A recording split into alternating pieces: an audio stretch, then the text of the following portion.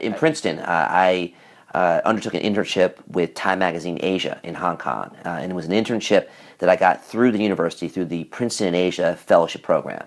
And so I applied for that and competed with a few other students and was selected to live and work in Hong Kong for several months in a professional internship role with the magazine.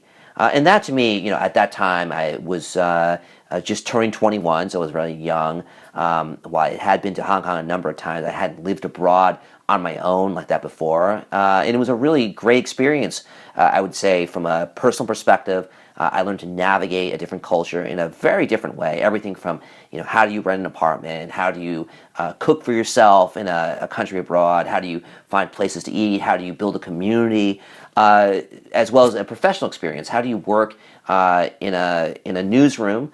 Well, did you find that was sort of a good, like a way to dip your toes in the water? Yeah. No, I think that was it was a really great experience, and I would say kind of one of my first lessons to those who are considering going abroad is that it's oftentimes less daunting in a nice way to think about an experience living abroad to take a shorter stint.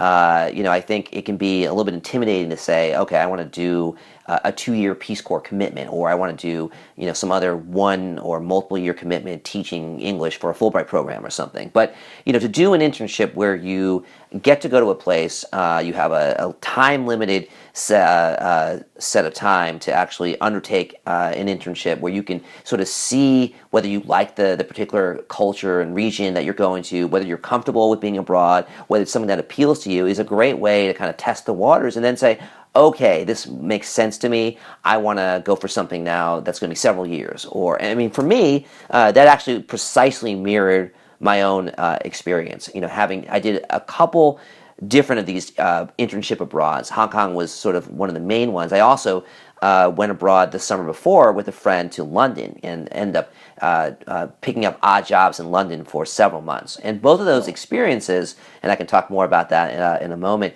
both those experiences were formative in terms of telling me this is something I want to do, but now for a more extended period, in which case I then signed on and applied for a fellowship for over a year subsequently.